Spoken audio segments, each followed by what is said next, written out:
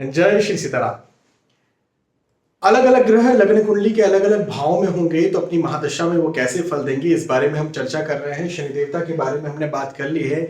आज का ये वीडियो सूर्य देवता के बारे में है और इस सीरीज का सूर्य देवता के लिए आखिरी वीडियो है। मतलब सूर्य देवता लग्न कुंडली के द्वादश भाव में, मतलब आखिरी भाव में, 12वें भाव में होंगे तो अपने कैसे फल देंगे अपनी महादशा में, इस बारे में है। हालांकि यदि आप पहले से मुझे फॉलो करते हैं, मुझे सुनते हैं, मुझसे सीखते हैं एस्ट्रोलॉजी, तो आपको ये बात पता है कि यूट्यूब चैनल की playlist astrology lesson in Hindi में आपको ऐसे कई सारे और क्रमबद्ध तरीके से, पंक्तिबद्ध तरीके से, सिस्टमैटिकली वहां पर वीडियोस मिल जाएंगे, जिन्हें देखकर, जिन्हें सीखकर, जिन्हें समझकर आप एक बेसिक एस्ट्रोलॉजर जरूर बन सकते हैं। और इस प्रकार के वीडियो की सूर्य 12th हाउस में या कोई भी ग्रह किसी भाव में होगा तो कैसे फल देगा, ये ऑलरेडी वहां पर है। ये जो सीरीज मैंने फिर से शुरू की है, ये नियम तो वही होने वाले हैं, फॉर्मूले तो वही होने वाले हैं, रिजल्ट तो वही निकलेंगे, है ना, फल तो वही निकलने वाले हैं, लेकिन तरीका, मेरा सिखाने का तरीका बदल जाने वाला है ना, मेरे शब्द बदल जाने वाले हैं। हाँ, तो मैं अलग तरीके से, अलग शब्दों के साथ में यहाँ पर सिखाने वाला हूं। तो ये सीरीज भी आपके लिए बहुत ज्यादा महत्वपूर्ण है, चाहे आपने पहली सीरीज देखी हो या ना भी देखी हो। नहीं भी देखी होगी तो भी इस सीरीज से आप शुरू से सीख सकते हैं, देखी होगी तो भी यहाँ पर आप कुछ अलग सीख सकते हैं। तो जो भी है आपके लिए अच्छा ही है ये वीडियो। हाँ, चलिए, तो आज हम क्या बात कर रहे हैं, सूर्य देवता के 12वें भाव में होने पर उनके कैसे फल मिलेंगे। अब देखिए, मैं हमेशा ये बात कहते रहता हूं कि कोई भी ग्रह किसी भी भाव में अकेला नहीं होता है, वो किसी न किसी नंबर के साथ होता है। नंबर का मतलब राशि होता है, उस राशि का भी उस ग्रह पर बहुत बड़ा प्रभाव पड़ता है। हाँ, ये बात बिल्कुल सही है। या फिर ये भी कह सकते हैं कि अलग अलग लग्नों की कुंडलियों के आधार पर अलग अलग ग्रह अलग अलग स्थानों पर अपने अलग अलग फल देते हैं, ये बात भी सही है। केवल ऐसा ही कह देना कि कोई ग्रह किसी स्थान पर है वो ऐसे ही फल देगा, नॉर्मली, सामान्यतः ये गलत होता है। सामान्यतः कहने का मेरा मतलब यहाँ पर यह था कि विशेष परिस्थितियों में ऐसा हो भी सकता है। कौन सी विशेष परिस्थितियां होती हैं? लग्न कुंडली में कोई भी ग्रह 6वें, 8वें या 12वें भाव में होगा तो वो सामान्यतः अपने खराब फल देगा, ये एक निश्चित सिद्धांत है। अब यहां पर भी मैं सामान्यतः शब्द का इस्तेमाल कर रहा हूं, चाहे वो किसी भी नंबर, किसी भी राशि या किसी भी लग्न की कुंडली में बैठा हो, तो सामान्यतः खराब फल देगा, ये बात तो पूरी तरह से सही है। अब सामान्यतः मैं क्यों बार बार कह रहा हूं, क्योंकि विशेष परिस्थितियों में अच्छे फल भी मिल सकते हैं। तो सूर्य देवता चूंकि द्वादश स्थान में है और यदि सूर्य देवता की महादशा चल रही है और लगन कुंडली की बात हो रही है, तो ये अपने खराब फल देंगे। क्या खराब फल देंगे इस बारे में चर्चा करते हैं, लेकिन सामान्यतः की गुत्थी मैं पहले सुलझा देता हूं। एक विशेष परिस्थिति होती है जब सूर्य देवता द्वादश स्थान में या 12वें भाव में अपने अच्छे फल दे सकते हैं, और विशेष परिस्थिति है विपरीत राज्यों की स्थिति। यदि आप अच्छे से विपरीत राज्यों को समझना चाहते हैं तो यूट्यूब के सर्च में डालिएगा विपरीत राजयोग कॉमा VS एस्ट्रोलॉजी, आपको मेरा वीडियो मिलेगा। उस वीडियो को अच्छे से देखिएगा, सीखिएगा, समझिएगा। लेकिन मैं थोड़ा सा बेसिकली यहाँ पर आपको समझा देता हूं कि विपरीत राजयोग होता क्या है। 6वें, 8वें या 12वें भाव का मालिक 6वें, 8वें या 12वें भाव में कहीं पर भी आकर के बैठ जाए, और दूसरी बात ये कि और लग्नेश कहीं अच्छे बैठे हों, तो ये विपरीत राज्यों की स्थिति पैदा हो सकती है। जैसे जैसे मान के चलते, एक उदाहरण लेते हैं। यहाँ पर 5 नंबर लिखा हुआ है, सूर्य देवता का नंबर क्या है? 5, मतलब 5 नंबर, मतलब सिंह राशि। सिंह राशि के स्वामी कौन है? सूर्यदेव। तो सूर्यदेव यहाँ पर कौन है? 8वें भाव में 5 नंबर लिखा, मतलब 8वें भाव के स्वामी हैं। तो 8वें भाव के स्वामी 12वें भाव में जाकर के बैठ गए हैं, या 6वें भाव के स्वामी भी हो सकते थे, या 12वें भाव के स्वामी भी हो सकते थे, कुछ भी हो सकता था। यदि यहाँ 5 नंबर लिखा हुआ है और सूर्य देवता यहाँ पर बैठे हुए हैं और लग्नेश कोई भी हो, वो बुध हो सकते हैं, कोई भी हो सकते हैं आपकी कुंडली में लग्नेश, तो लग्नेश कोई भी हो, वो कुंडली में अच्छे बैठे हो, खराब ना हो, तो ये विपरीत राज्यों की स्थिति हो सकती है। सामान्यतः ऐसी स्थितियां बहुत कम देखने को मिलती है। इस वजह से मैं कहता हूं कि सूर्य देवता द्वादश स्थान में अपने खराब फल देंगे। अब खराब फल क्या देंगे और अच्छे फल क्या देंगे, इस बात को समझते हैं। मतलब 100 में से 1 या 2 स्थिति में ही विपरीत राजयोग बन सकता है, आप ये समझिए। तो खराब फल क्या देंगे पहले ये समझते हैं। तो देखिए, द्वादश स्थान का मतलब क्या होता है? द्वादश स्थान का मतलब होता है खर्च, और खास तौर पर दवाइयों का खर्च। विदेश का भाव हम कहते हैं द्वादश स्थान को, विदेश या स्थानांतरण या यात्राएं, लंबी यात्राएं, लंबी दूरी की यात्राएं। हाँ, एक बात। अच्छा, यहां से सूर्य देवता की सातवीं दृष्टि होगी। सूर्य देवता की हमेशा सातवीं दृष्टि होती है। सातवीं दृष्टि का क्या मतलब है? तो सूर्य देवता जहां बैठते हैं वहां के तो फल देंगे, लेकिन वहां से सातवें स्थान के भी फल देंगे। तो सातवां स्थान क्या होता है? 1 2 3 4 5 6 और 7, ये सातवां स्थान आ गया। तो सूर्य देवता वहां के तो फल देंगे, लेकिन यहाँ के भी फल देंगे, ये उनकी दृष्टि होती है।